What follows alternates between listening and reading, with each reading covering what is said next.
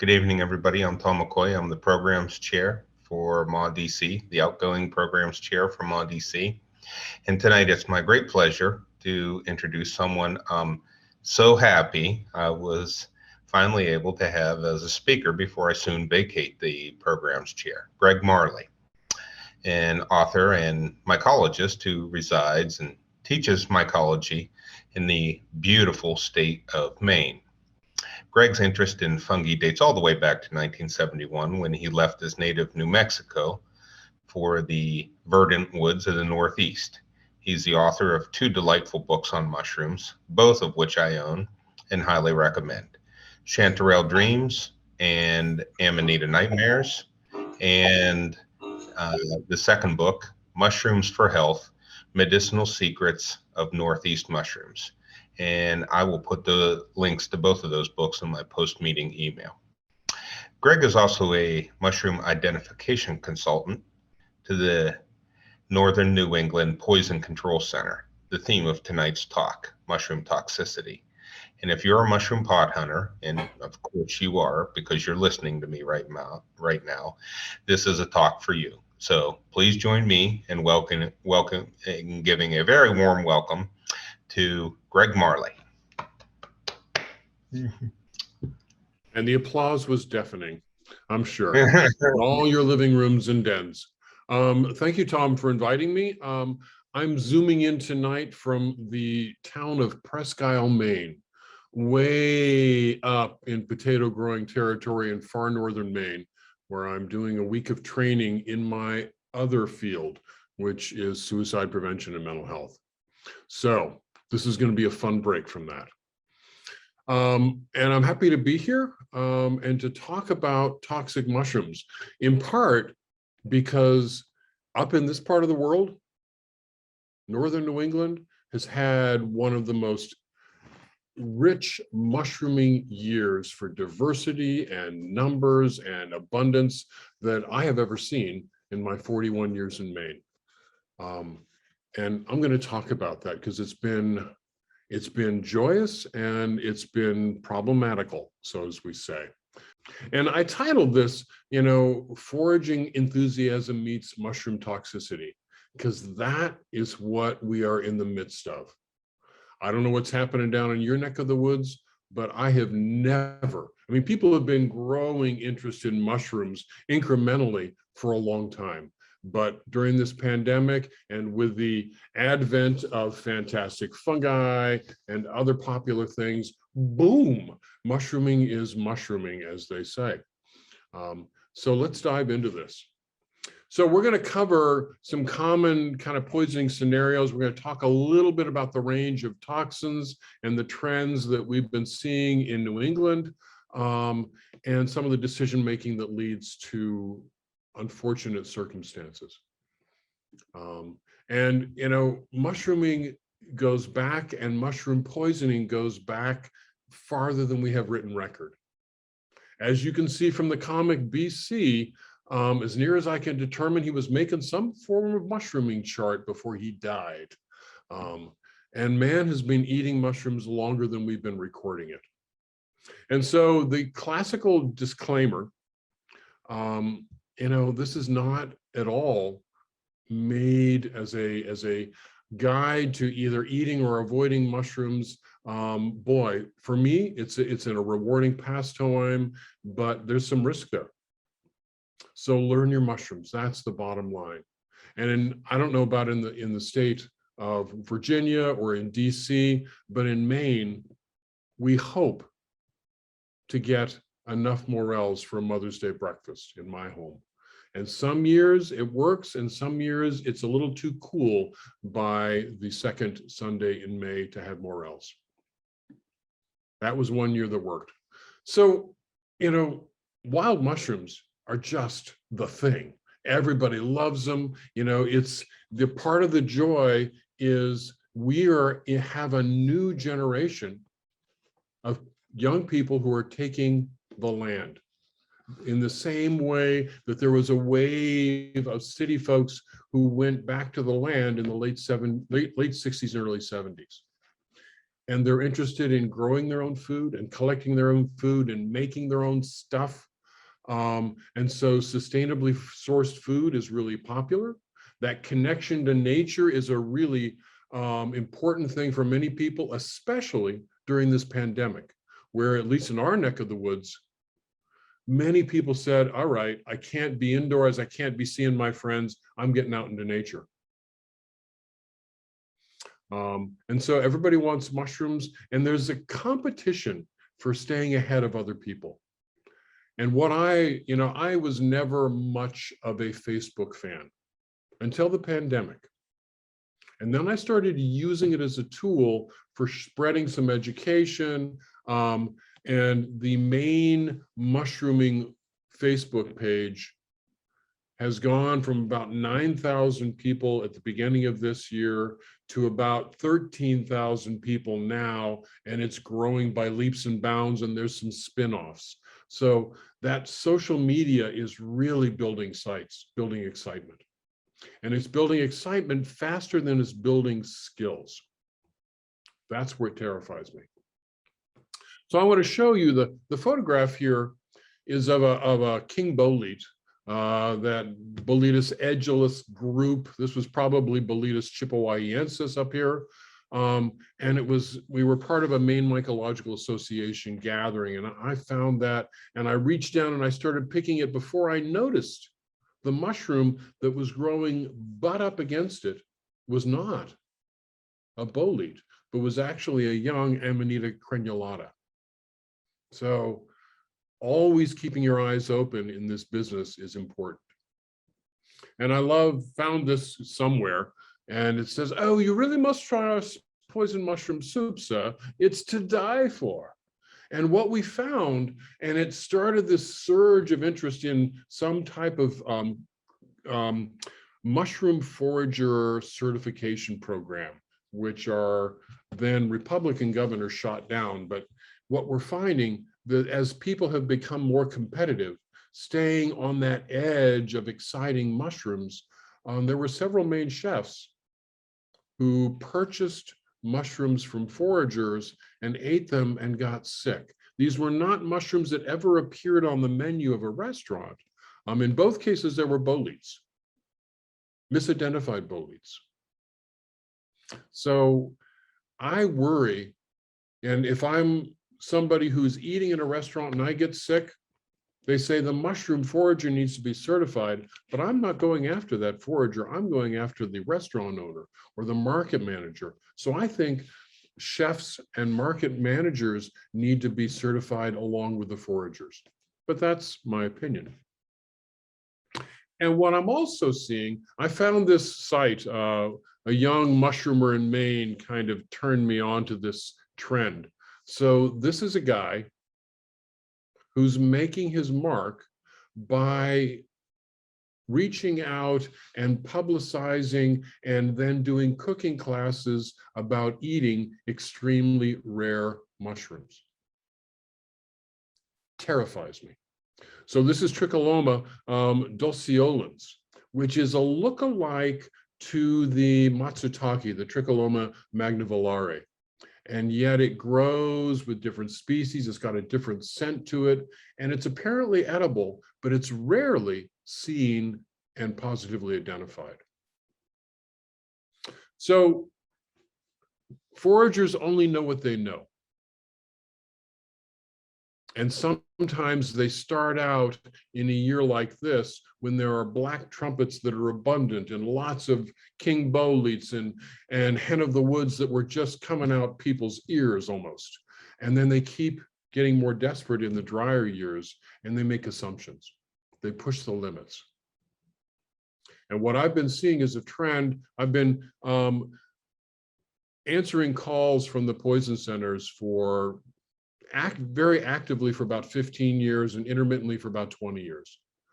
And I can tell you over recent years, increasing numbers of symptomatic poisonings, and this year, probably more symptomatic poisonings at this point than any 2 or 3 years combined that I've ever been in. So what we know There have been, this is several years ago, several known deaths in the United States. The most recent, if you read the Fungi magazine article by Michael Bogue, there was only one definite reported poisoning in that, and that was actually from an incident that occurred in 2014. Most of those were related to amatoxins. We'll talk about that more, but increasingly number of people sickened across a number of genera. Most of the time, gastrointestinal, mild to moderate, sometimes severe, limited duration, they clear up. But I can tell you one thing, I hate to throw up. One of my least favorite activities. So even a gastrointestinal distress is more than I want to manage. And I've been sickened once by a mushroom. We'll talk about that mushroom in a little bit. So this is through the Northern New England Poison Center, and this is kind of the trends that we have seen a lot. We've seen some amatoxin poisonings over every year for the past 3 years. Some of them, requiring pretty extended hospitalizations. One, a transfer down to Maine General in Boston. We've also seen an increasing number of sickenings with that Amanita Muscarine, Volatipes, Crenulata, the Pantherine groups. We'll talk more about that. Always, every year, I see some sickenings, gastrointestinal with boletes. We're going to talk about those. And every year, there is a group of people, 2 or 3 or 4 different cases where people mistake the jack-o'-lantern, Ontholotus illudens, for chanterelles. What the hell? But they do. And they face about 5 to 7 hours of gastrointestinal pyrotechnics. Really unpleasant. Pigskin puffball. This year, that scleroderma group, 3 different species, were extraordinarily common in our wet year. And not only did I have a couple people sickened by them because they didn't know what they were doing, but several kids who ate them in that grazer stage. Honey mushrooms, bluets when eaten raw. And though not this year, but in recent years, a couple of sickenings with false morels. And then tons of idiosyncratic reactions. So we'll talk about some of those. What I see, and I think this is true nationwide, that roughly about 80% of the calls to poison centers involve little short people in the grazing stage of life, 11, 14 months, 18 months, sometimes 2 to 3 years old even. And particularly the toddlers, they're exploring the world through their mouth. They put everything in. And then some caregiver finds them with a portion of a mushroom or a crust mushroom or a piece of mushroom in their mouth, and we need to identify that. Fortunately, most of those, almost all of them are asymptomatic, though the past couple of years, I've definitely dealt with some young kids eating potentially toxic mushrooms, but not enough of them. Another very, very common scenario is people who are visitors. I call it strangers in a strange land. So there's a trend of Eastern Europeans coming to New England, collecting and eating mushrooms, and making assumptions based on what they know from their home. And an ongoing concern around Asians who make assumptions based on what they knew where they grew up. And they get sick. And then the careless, mistaken assumptions, mistaken identities from novice foragers. So trends toward misapplied generalities, that idea that all things that grow on wood are edible because they say that all polypores that grow on wood are edible, even that's not true. And those people who are looking for psychedelic mushrooms and not doing their homework around identification. So magic seeking, and then magic thinking. And the magic thinking, I don't know how to change that. It's an assumption that this mushroom, it was just so beautiful, so perfect looking, it had to be edible. And that's the basis for the decision. So I call it magic thinking. because it's not based on any kind of logic. So let's dive in. Some basic myths, untrue or only partially true. A mushroom fooding on wood is not poisonous, based on that belief that polypores on wood are not poisonous. And we know things like Gallerina marginalis, fruits on wood, and other things, that if an animal eats it, it must be edible for us. And we don't even know if that animal survived eating it.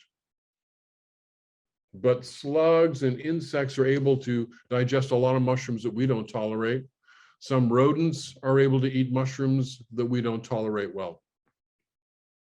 And that old European myth that if I cook the mushrooms with silver, if the silver turns black, it's toxic. If the silver does not turn black, it's okay. I have absolutely no idea what chemical compound that was meant to pick up in the old country, but it doesn't really fly. And also the belief that cooking mushrooms destroys the toxins. And obviously in some groups that's absolutely true, but other groups, not at all. So I love the Space Cats on Mushrooms. That was a book that was written some years ago. So some of the truths that people sometimes don't believe. Handling a toxic mushroom does not sicken you. The toxins, none of the toxins go through our skin. There are a few rare examples of mushrooms that'll cause contact dermatitis. The jack-o'-lantern, the anthelotus will do that occasionally, and some of the really viscid swillus will occasionally do that, and people with very tender skin. And we've had some examples of dermatitis from heavy exposure to shiitake when it's being harvested. So breathing spores will not sicken you, though there are some exceptions. You know, that game that kids will play, you know, popping a puffball into someone's face.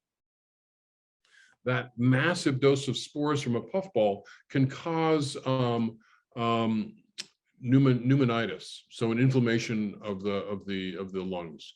And we have learned that repeated, you know, people who work in growing rooms with pleurotus, with the oyster mushrooms, sometimes that will trigger an irritation, almost an allergic reaction in the lungs.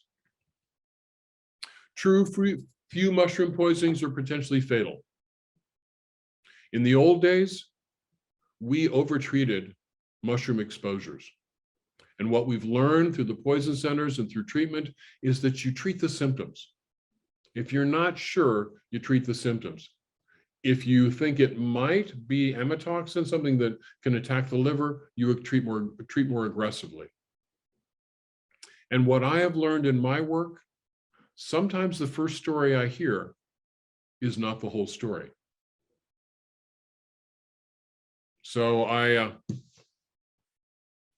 chef ended up in the emergency room in a hospital 5 minutes from where I was in the plumbing section of Home Depot one Saturday morning. And so I went over to the hospital rather than waiting for the images. And you know, the guy had eaten a bluet or several bluets, Lepista nuda, nice late fall edible.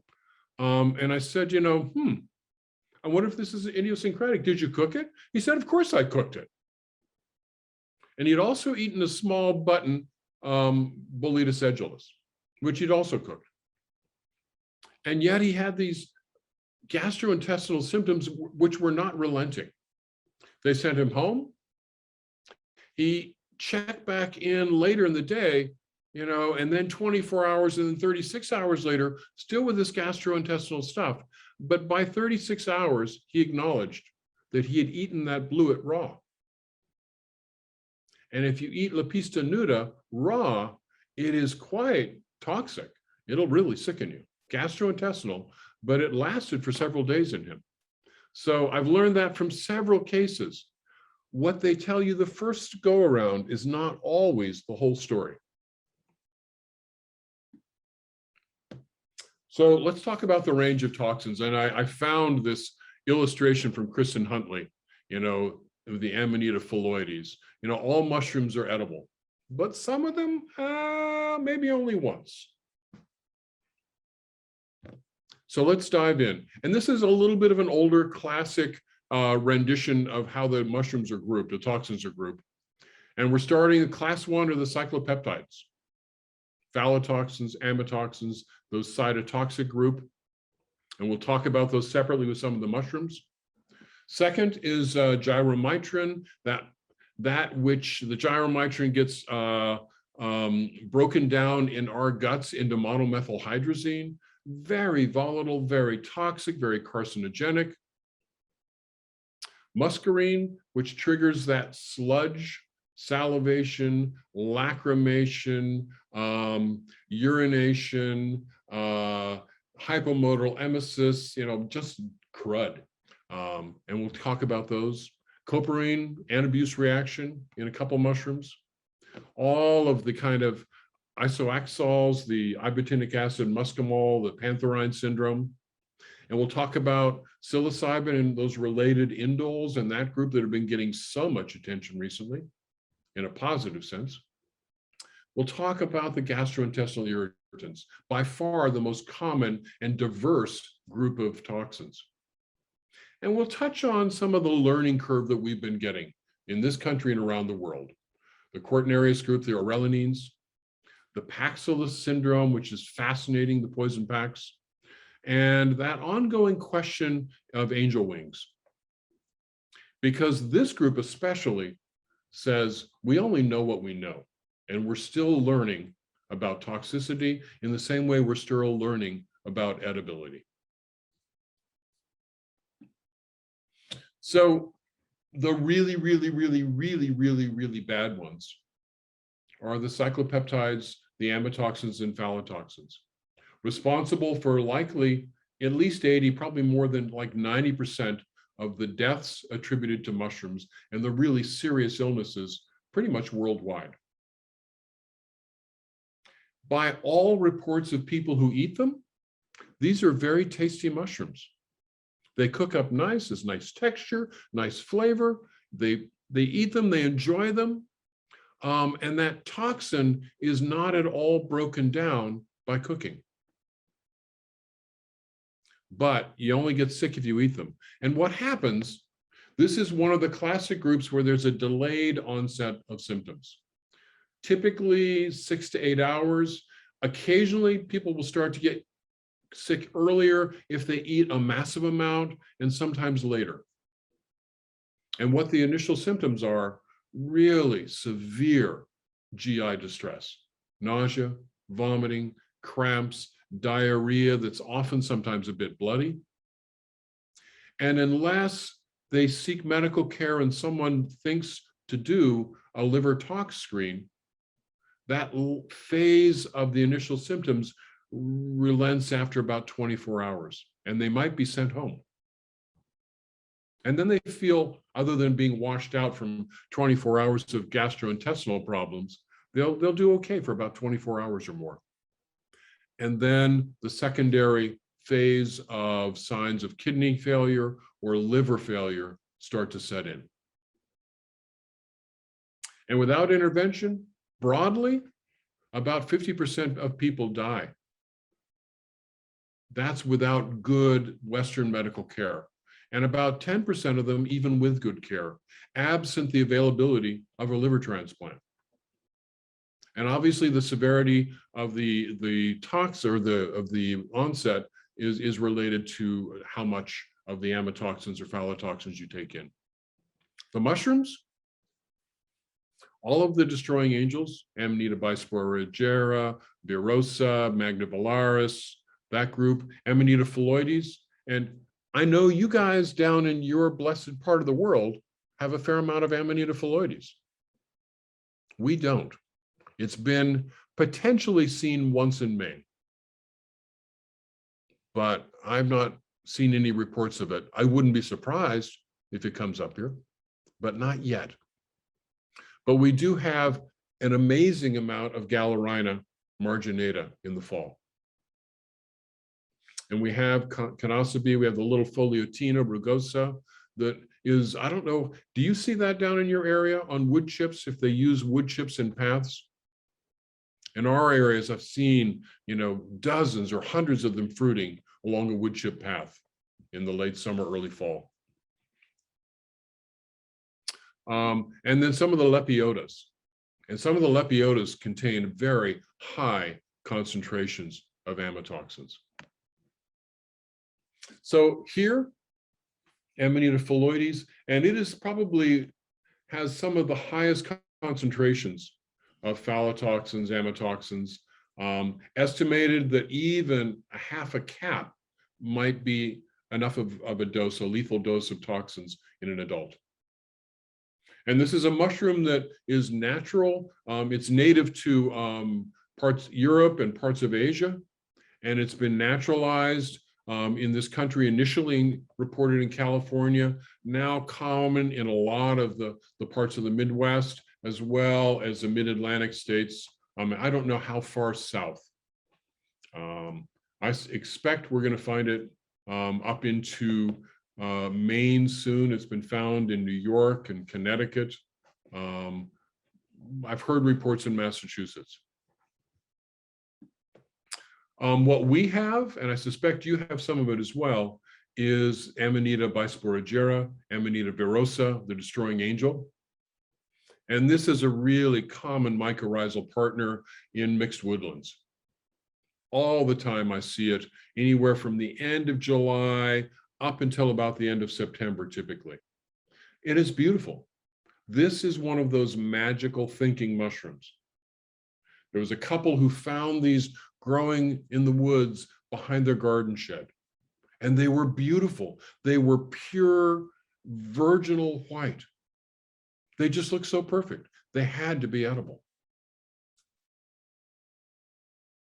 Pure white all the way up and down. And it's in the Northeast, is probably the most common deadly mushroom. Beautiful, common, deadly, and apparently tasty.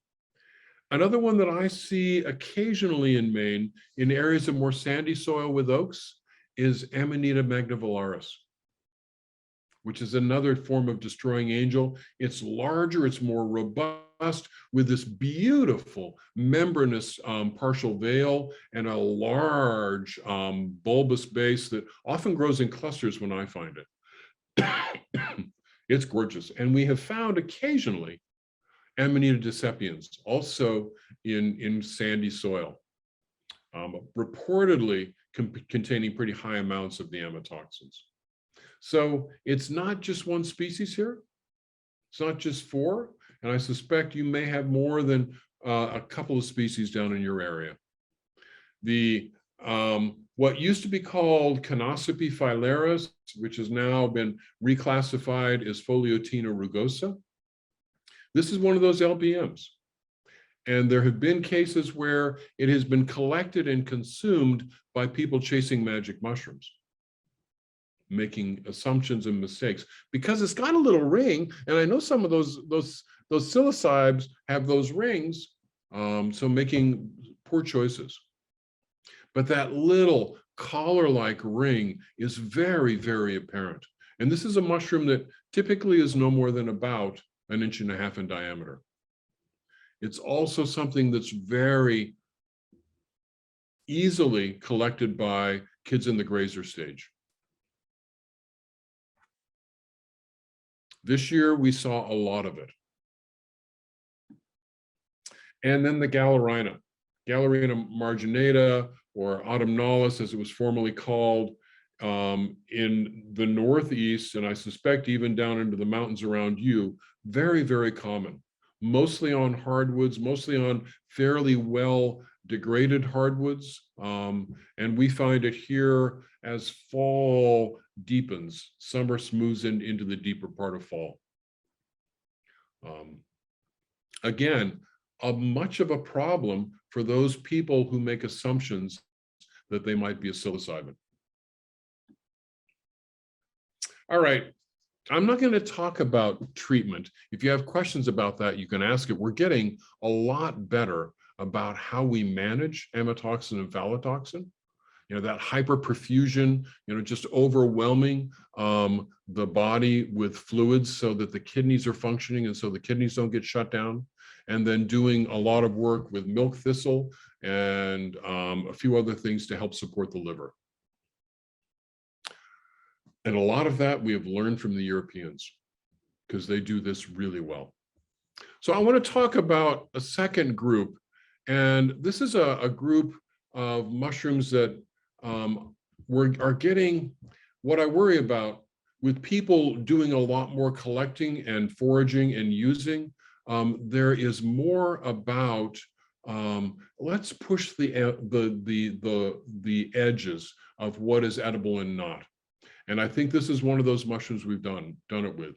So this is the class of compounds. It's a gyromitrin, the monomethylhydrazine. And in the gut, as I've said, the gyromitrin is converted to monomethylhydrazine.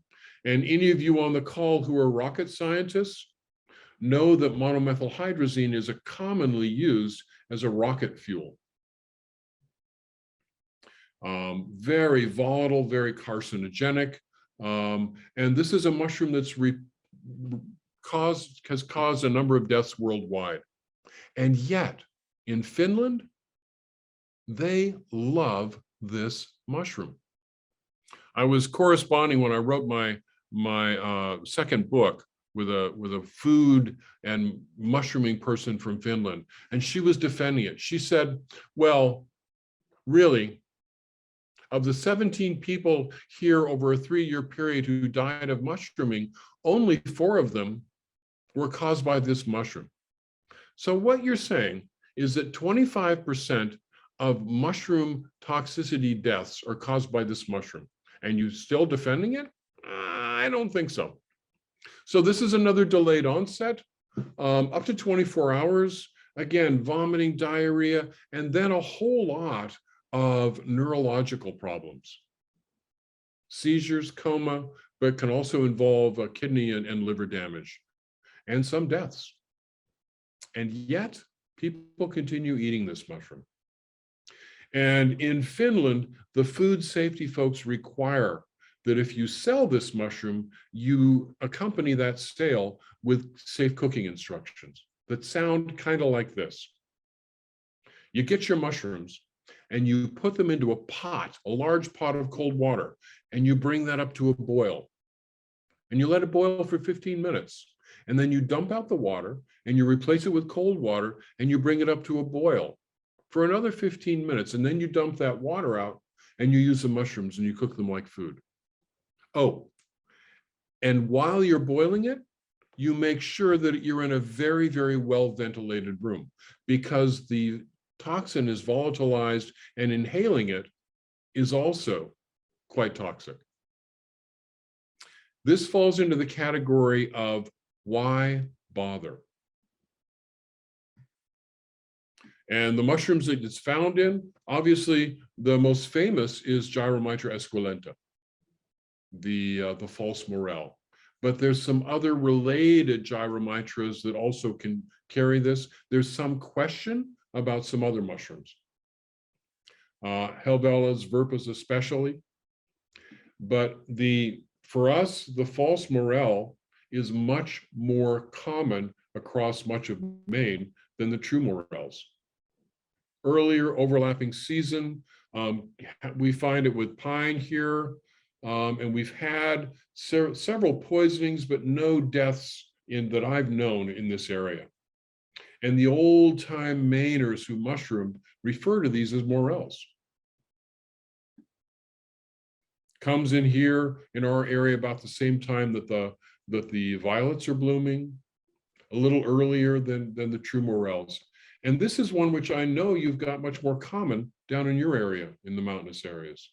The Gyromitra gigas or Gyromitra corfii, named after that mycologist Corfe. It's paler, it's more rounded. It's eaten quite commonly, although there has been, by some reports, small amounts of gyromitrin found in them.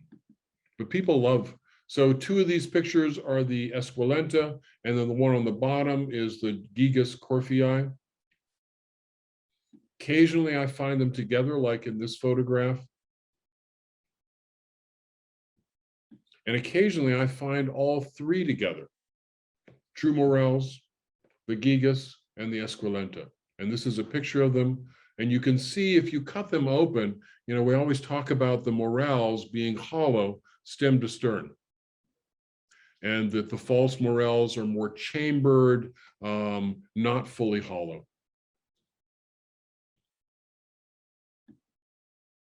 All right, third classification, muscarine. Muscarine is one of the more rapid onsets, sometimes as quickly as 20 minutes. And it, you know, they describe it as sludge, salivation, lacrimation, so you're tearing, increased urination and defecation, GI hypermotility, and emesis, just generally feeling like crap. And if there's a high dose, we have had some deaths attributed to muscarine poisoning. Secondarily, you get that slowed heartbeat, really constricted pupils. And it's found in a variety of mushrooms. Inocybe is famous for having muscarine. Some of the Clitocybe, some of the Entelomas in Mycena. And though this has been reputed going back and forth, we continue to have small amounts of it seen in Amanita muscaria. This is the one poisonous group where we have an antidote. If you give someone a dose-related injection of atropine, the symptoms clear up. Any doctors in the house? So Inocybe, which is one of those large genera of tiny mushrooms, little brown mushrooms. Many Inocybe, the fiber caps can carry muscarine. This is a group that, you know, no matter what field guide you have, even a monograph, it's a hard group to identify the range of species that are pretty common. Often they have these beautiful fibrous threads on the cap, but some of them, like Inocybe geophila, are purely smooth. And I'm finding geophila variety lilacina pretty common, growing in wood mulch around trees, cultivated trees. So really easy place for kids to find it. And then several of the entelomas, which are more common as gastrointestinal irritants, some of them also contain muscarine. So that group of mushrooms that have coparine or that trigger that anabuse reaction, and I have a question with you. These are predominantly edible mushrooms, that there's no problem eating them unless you consume them with alcohol or consume alcohol up to 72 hours after eating them. So I'm going to ask you, what's the poison? The mushroom or the alcohol? And what happens, you know, this is mimics the medication that's used in chronic alcoholism and abuse. So nausea, vomiting, rapid heartbeat, flushing, that pretty rapid onset. And Coprinus atramentarius, the alcohol inky, or as the British call it, Tippler's bane, is a common problem. What we used to know is Clitocybe clavipes, which is now Ampulous Clitocybe clavipes, that club-footed Clitocybe is a problem. And it keeps being reported with some morels in some people, though it doesn't seem to be the same reaction. So here's the alcohol inky. In my part of the world, really common in the late spring, early summer, and then again in the cool weather of fall from buried wood. It's a nice edible unless you mix it with alcohol. Here's a cluster of them coming up out of well-packed soil, some that were growing in a field this fall, and a cut one that's beginning to show the blackening of the gills as they break down into the inky mess.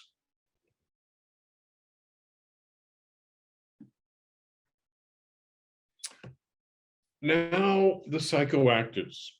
These are the mushrooms who have been having just incredible research supporting their use, and for a variety of things like broadening that sense of connection with the universe.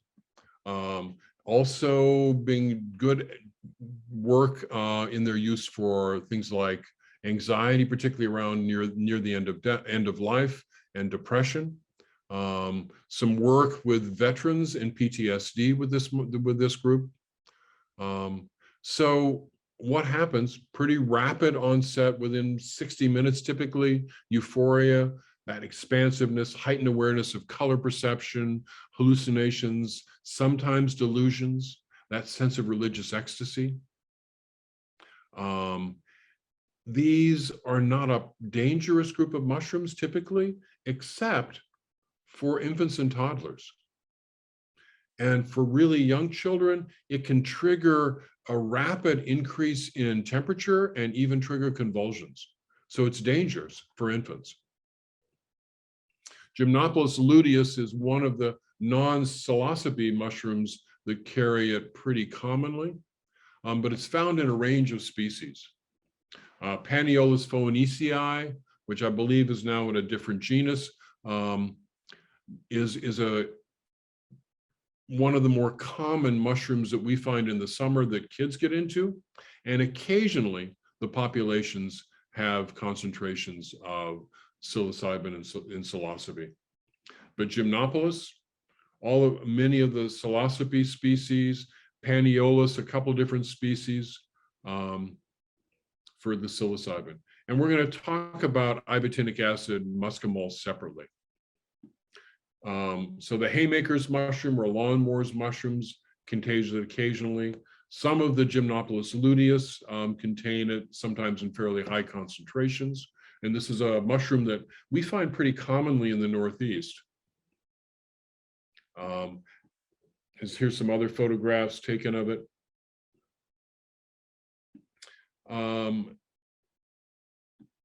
As well as a variety in the genus psilocybe.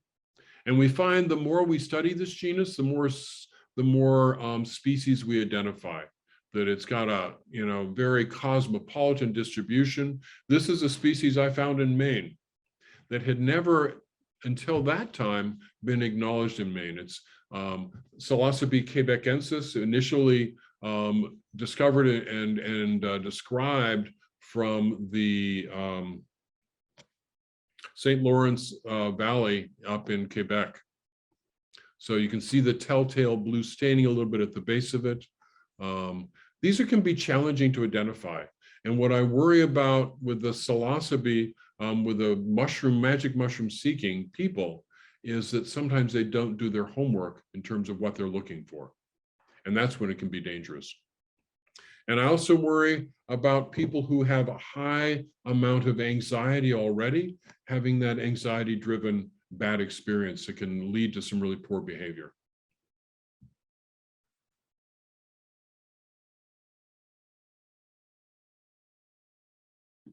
So Carla, we know about psilocybe toxicity in infants from those in the grazer stage who pick them up accidentally, not from parents who were dosing them. So I want to talk about Amanita muscaria and the related species and the Pantherine syndrome, named for that European species Amanita pantherina, where the active components, ibotenic acid and muscimol. This is an onset, anywhere from 1 to 3 hours, often including nausea, vomiting, incoordination, shakes, and then hallucinations, and the positive aspects that they're looking for. But I worry greatly about the dangerous and negative reactions that go along with this mushroom. I know people who use it recreationally. I would never, ever consider it or recommend it to anybody. I dealt with 3 cases over the past 5 weeks in northern New England. Each case, the individual said they thought it was edible. The man who said, I came home and my wife had left this mushroom on the counter in the kitchen. Well, usually when she leaves them there, they're edible, so I decided to eat it. And a couple other, and we're talking people in their 70s and 60s and 50s here, 4 different people. And I think they were eating it to try and get high and had a really rough experience. So they ended up in emergency departments.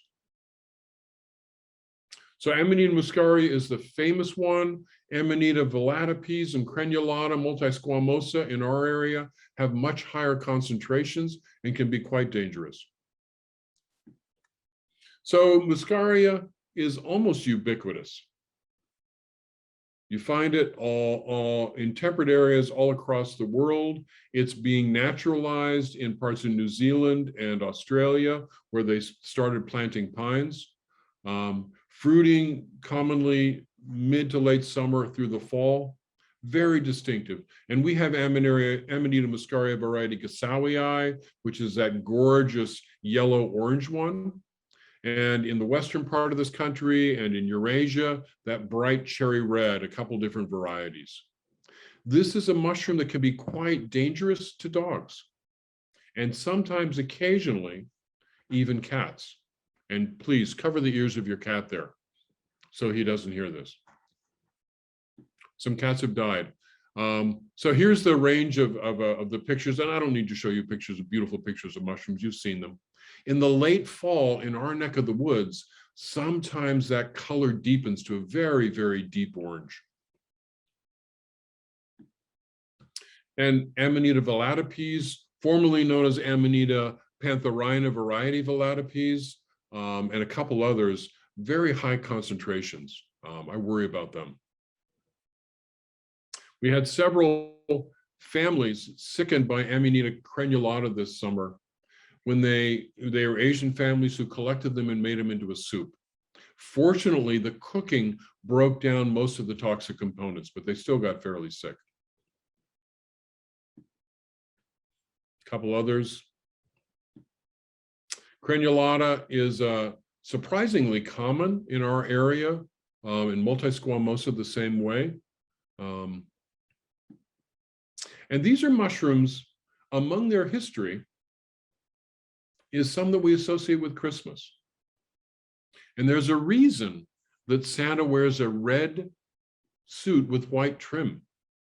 And there's a reason that his reindeer fly across the sky carrying him. Because where they grow and where reindeer graze and are herded, reindeer love mushrooms broadly, and they really, really love Amanita muscaria. They will seek it out and eat it, and those normally docile creatures become quite frisky, quite hard to manage. And so associated with Christmas historically in Central Europe, and there's a reason. And about the time we got the first information about Amanita muscaria use in traditional shamanic processes and recreationally in Siberia was about the time that somebody was writing Alice in Wonderland. And so he wove those mushrooms into his fiction. All right, how am I doing on time? Not too bad. About 10, 15 minutes. All right, so the gastrointestinal irritants, as I said, they are the most common group. And sometimes we don't even know the exact compounds that are doing it, but it's often terpenes, sesquiterpenes, and other things. So a variety of onsets. Usually these are time limited. onset, within a couple to 3 hours typically, and the duration, 6 to 10 to 12 hours. And if it's a delayed onset before gastrointestinal irritation, it may be a more severe toxicity. We've all been there, or maybe not everybody, and the broad variety of genera that trigger these. Some members of the Rucola and Lactarius, certain Agaricus, certain boletes, Hebeloma, all of them almost, Ladioporus, particularly Heronensis, Omphalotus, Scleroderma, Tricholoma, there's a bunch of them. One of the ones that most years top the charts for the most common cause of poisoning in this country is your green-spored Lepiota. And I call it yours because so far it hasn't been found in Maine. In New Hampshire, near the border of Maine, yes. And with global warming, do I expect it to come up to Maine? Unfortunately, yes. So very common mushroom in the mid-Atlantic and the Southeast. Attractive, beautiful, large mushrooms that grow clusters or even in large fairy rings in lawns.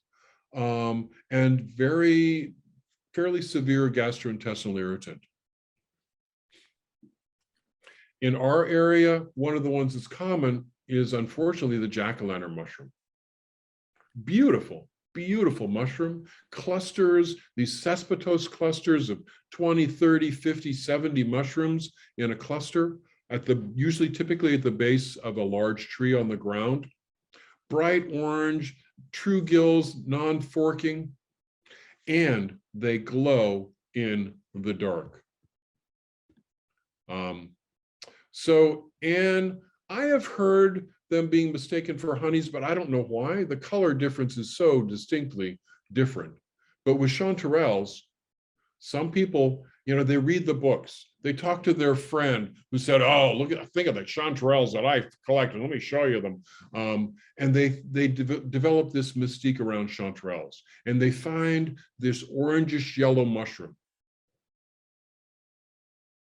growing abundantly, large, beautiful, and they know it has to be chanterelles. And every year I'm dealing with 2 or 3 or more cases of that happening in our area of the woods. Yeah, and whether or not they actually glow in the dark, you have to get them very fresh, a little on the young age, and you take them into a really, really dark room. So this is a typical, sometimes we have them with kind of that yellowish orange colors extending all the way down the stem, and sometimes this beautiful white stem varieties. So these were a photograph taken in Camden, Maine. One on the left was in Rockland, Maine. And so typical clusters at the base of a large oak tree. They're butt rotters. So they're saprobic, breaking down the hardwood of that tree. And on the bottom right here, the 4 kind of gold and yellow mushrooms are chanterelles, and the orange cluster are the jack-o'-lanterns. So if anyone ever sees them together, they'll never make that mistake. Entoloma species, a variety of them, occasionally cause problems, and they look fairly innocuous. Yeah, Carl, I agree. If you've never seen a chanterelle, you can make the mistake. But if you've seen them both, chanterelle, if you've seen them both together, you never would. Yeah. And some of the boletes. And, every year it seems like I deal with a case or 2 of people coming from Eastern Europe, where I think they have less problem with boletes other than some of the blue staining red pored ones. But boletes, there's that assumption that all boletes are edible except for those red pored blue stainers. And it's just not true. So we've got a couple of really common toxic ones. This one, Tylopolis eximius, now in the genus Sutorius, the lilac brown bolete. This one is apparently commonly eaten, in places like North Carolina, that without problems. I first collected this, cooked it, and ate it in 1986. I looked it up. I had 3 books that called it edible. The Audubon Field Guide to Mushrooms, Linkoff called it good edible without toxic lookalikes. So I cooked it, sauteed it up in olive oil, a little bit of garlic, salt and pepper, added some cream and some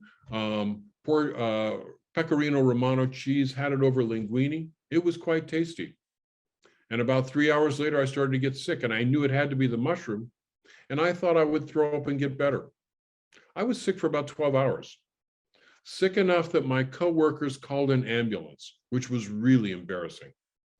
So I got very interested in this mushroom. And in the Northeast, New York, Massachusetts, New Hampshire, Vermont, Maine, Quebec, I've dealt with probably 25, 30 different cases of sickenings with this. And I know one man who's claimed he could eat this mushroom, and he ate it every year for 3 years. And on the 4th year, he got really sick. So very common, with an extended fruiting period from end of July until well into October. And it's beautiful. It's firm, nicely colored. Bugs hardly ever eat it. There's a clue there.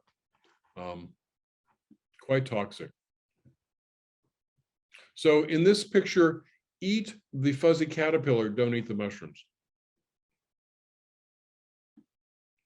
The other one, and this is an area where foragers today are starting to push the envelope, is some of those yellow-pored, blue-staining boletes. You know, the boletes or landmoa, the sensibilis, the pseudosensibilis, and I find this, even of all the years I've collected and played with them, they are a very confusing group of mushrooms that are hard to distinguish. Some people say the ones that smell like chicken bouillon are the boletes sensibilis, and some say it's the boletes pseudosensibilis. This is really challenging. And the challenge is there's some really excellent mushrooms that are great edibles that resemble them somewhat. That Butyroboletes speciosus, or I guess it's now in a different genus, and the bicolor bolete, both edibles and lovely. Every year I deal with a few cases of people getting sick eating from this group. And the other one in this is the Neoboletes subvolutipes, and people are trying to rehabilitate this one and starting to eat it, but some people get sick. And I say, be careful. That's a good question. Is it substrate it's grown on or what it's grown with? These are mushrooms that are mycorrhizal, so they're growing with the trees. I just say, be cautious. Beware of the yellow or red pored blue staining boletes. Be really, really thoughtful before you decide to eat them. Don't bring them to a potluck dinner. And there's one that I know does not come down to your area, but for people who come up north, I want you to be aware of Boletes heronensis. This doesn't even have a common name, but this is a mushroom. You know, I realize over the past year or so, it looks a great deal like one of the mushrooms they call the butter bolete that grows in the West Coast. Butyroboletes, I believe it's epidiculatus. So it resembles those great edible mushrooms. So it's a pale yellow flesh, yellow pores, and the pores stain blue, and the yellow flesh occasionally stains blue. So here's some slices from a friend of mine, Mary Eulina, who sliced it up and took the photograph before she ate it. And she got quite sick. And this is some that I found up in Washington County in Maine. And you know, I scratched the base of it with the dull end of a pen, not an edulous, to show that blue staining. No reticulation, smooth stem, and often this what's called a watermark on the stalk. that warm yellowish brown cap color. Really beautiful looking, very firm, never buggy, and some really incredibly severe gastrointestinal, even some blood platelet problems that have been quite debilitating for people. So my friend Michaeline Mulvey, some of you may know her. She's quite active in the Mycological Society here in Nymph. We were both teaching a mushroom identification workshop up at Eagle Hill. And I got a call from the Poison Center, and the person says, you know, I don't know what you're going to do with this, Greg. We had this guy who was visiting his girlfriend and her sons from Russia. And they went out foraging and they got all these mushrooms. And they had several meals and a great feast. And one of the sons got really sick. And the guy said he was getting on a plane to fly back to Russia, but he says, I think it might have been the sap. And so this is the photograph they sent us. And you can see, you know, black trumpets and the umbrella polypore, the Grifola, not frondosa, umbellatus. There's some chanterelles and a range of russulas and boletes, swillus, and then this one gorgeous, firm button of a bolete. My friend Michaeline and I both looked at that and said, that's it. And it's Boletus heronensis. That's the one. And I've dealt with 3 cases of people from Slavic countries or Russia getting sick in Maine from that mushroom. And this is the group, when I started eating mushrooms 35, 40 years ago, one of my early books said the leccinums are one of the safest groups of mushrooms to eat. And yet, you know, the 30-year review of mushroom poisonings through the NAMA case registry, about 4% of our toxin reactions across the country were from leccinums. Even more common as more people are eating them. And what's the problem? A, if you eat them raw or undercooked, they'll often sicken. And we have a bunch of cryptic species. Even using the 2016 boletes of Eastern North America, I struggle with good, accurate identification of leccinums.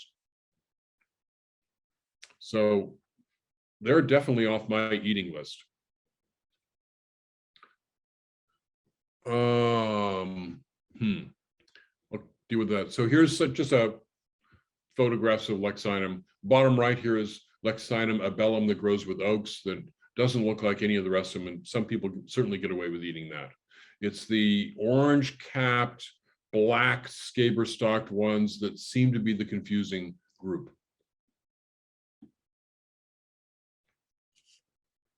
So scleroderma, as I mentioned before, there are some people that can eat these pigskin puffballs or earth balls. And if you are one of those people, enjoy that, but don't proselytize. Don't encourage other people to eat them, because people get sick. And this is one where a couple of people have said, different situations, 20 minutes from the time they first took the first bite, they got quite ill, sick to their stomach. So scleroderma cepa, scleroderma citrinum, scleroderma areolatum. And this is one, you know, we count on those sclerodermas being black on the center, but the very young ones are white. And then they slowly blacken to where they're pure black or dark grayish black. And then there's the coral mushrooms. Ramaria, I find to be a huge genus of confusing species, challenging to clearly identify other than a few of them. And we've had some problems with them. And about 35 years ago in Maine, we had a group that were out with a very expert mushroomer. And they found a huge batch of Ramaria kunzii. And a bunch of people eat them. And 5 people got quite sick. 3 of them were hospitalized. And we learned that there's a lookalike up in the Northeast called, this is Romeriopsis lentofragilis, that causes some problems. There was a case this summer with a couple who they probably ate 4 different species of mushrooms. One of them was a coral, and they weren't sure which one it was. And a friend of theirs went back and collected in the area where they had found it on the edge of their garden. And she found Romeriopsis lentofragilis there. And they had some liver involvement, but there were no amatoxins eaten. And we're thinking it might have been this Romeriopsis. So be cautious. And let's just talk other things that cause poisoning, mushrooms that are undercooked or raw, and then there's the idiosyncratic reactions. And I'm going to read this quote because I love it. It just says it all for me. This woman says, I can eat anything. I mean anything, but 1 teaspoon of a cooked puffball, just about the most benign and recognizable mushroom, will cause me the kind of grief I'd really rather not describe here. My husband, he can eat them until the cows come home. On the other hand, I can happily devour a plate full of pine mushrooms, that boletes. But this same mushroom causes my husband the same kind of reaction I'd prefer not to describe. Very individual. I don't know why, it just is. And that's something we need to factor in. Mushrooms are hard to digest, and there are people who develop these idiosyncratic reactions, whether it's chemical, whether it is a allergic reaction that develops over time. All those things have been documented. So some mushrooms we know, those mushrooms that unless you cook them well are toxic, like the morels, like all of the chicken of the woods, the Ladioporus group. One of the most common early fruiting guild mushrooms, Megacalibia rodmanii, what we used to call the platterful mushroom. It's known to be edible. It's never been highly regarded, but if it's undercooked, you get sick. The honey mushrooms. Every year or so, I deal with a case of people who have eaten them raw or undercooked them and get quite ill. Same way as I talked before about the bluets. And Greg, can I remind you, we're running towards the end of our time. All right. So let me just kind of go through those and then get to the question part. I want to just go through resources, really.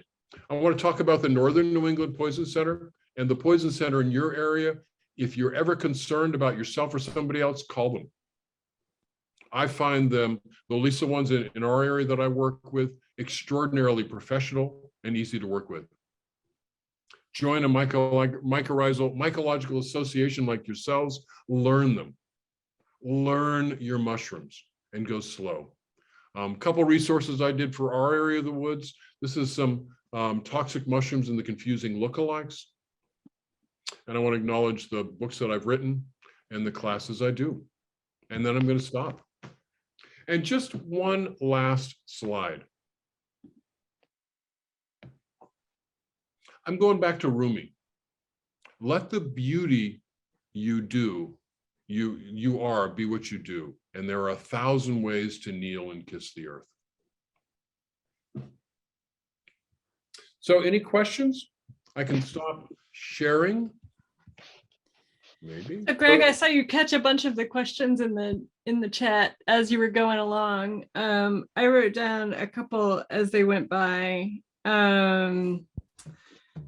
Carla said that she had seen certain mycologists recommend cooking Amanita muscaria the same way that you talked about doing for the false morels, like boiling it and getting some of the toxins out that way. Is that something you... I know William Rubel from the West Coast kind of wrote the original article about doing that. And some people will do that. I subscribe to the philosophy of why bother. We have so many really good, well-established edible mushrooms. Why are we pushing the limits? I'm not going to recommend it. No. I'm going to assume that that applies to the other question that just came in about that Adam Harrington is apparently speculating that you might be able to eat angel's wings. And the study on angel wings, it came out of severe sickenings in Japan where 14 people died. All of them were elderly, average age of 65. All of them had significant kidney weakness. Most of them have been on dialysis at some point. And so if anybody has weak kidneys, I would say definitely don't. Other people, yeah, probably can eat them fine. But we really don't fully understand the mechanism. I'd be cautious. Johnny asked why the same mushroom might be okay for one person several times. I think it was the Telopolis you were talking about, and then suddenly make you sick. A lot of it is just dose dependent, and it's really common. So if you have, say, as a family of 4 or 5 people eat the same mushroom meal, it's not unusual within those 5 people for 2 people to get really sick, 1 person to be a little affected, and 2 people not to be affected at all. And that's that idiosyncratic reaction. We're all built a little differently. And for some mushrooms, like the Gyromitrin group, we know that there seems to be a threshold that's dose dependent. So people will have eaten the same mushroom several meals in the row, and then the 4th time or 5th time, they get sick. So it's dose dependent over time, not just in the one meal. Because the advice we give people a lot, if you're eating a certain species for the first time, to just try a little bit at first to make sure that you don't have a personal idiosyncratic reaction to it, or that you misidentified it. Yeah.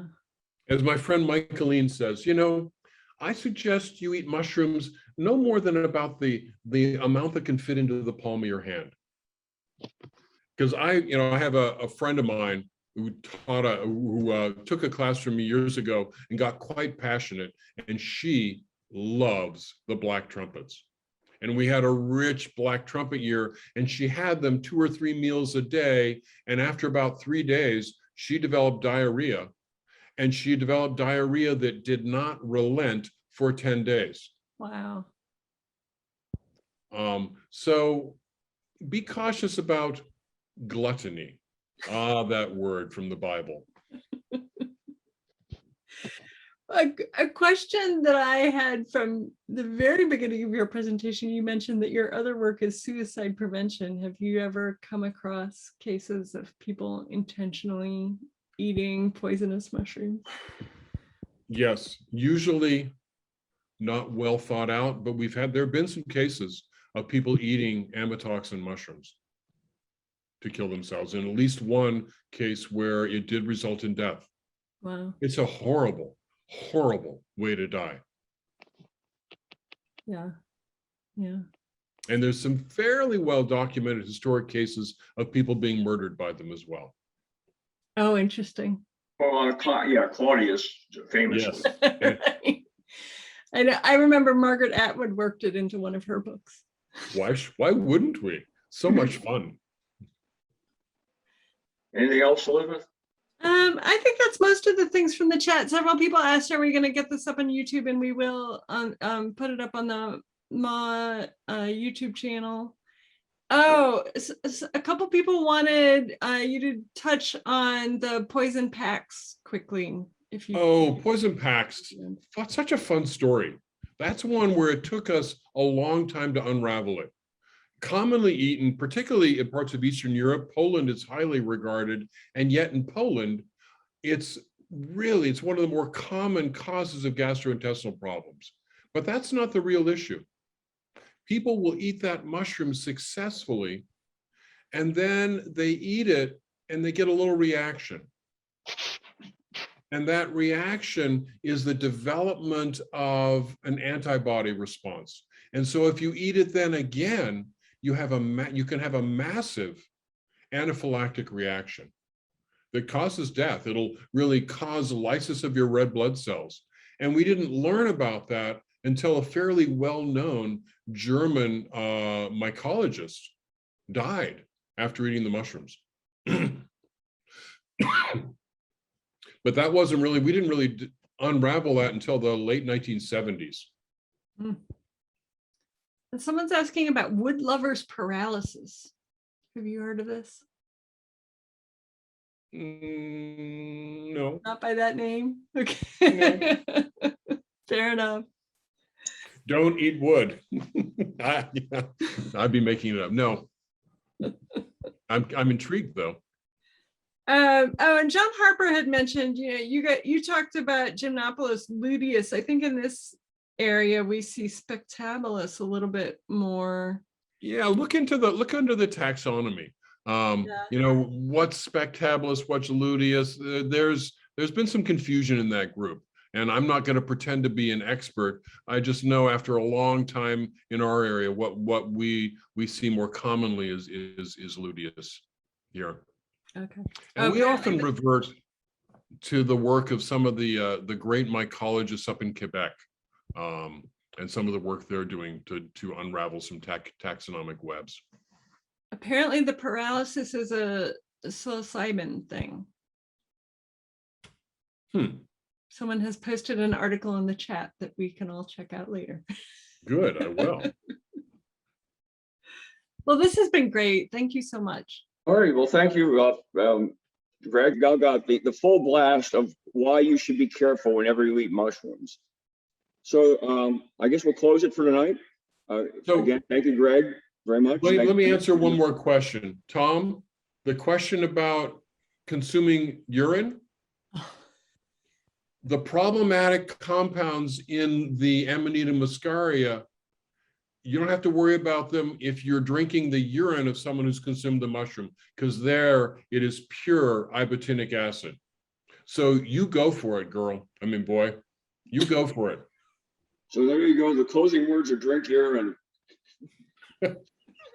Oh, I hate that those are my closing words. Take care, folks. You brought it up, Greg, so you got it. All right. Good night, everybody.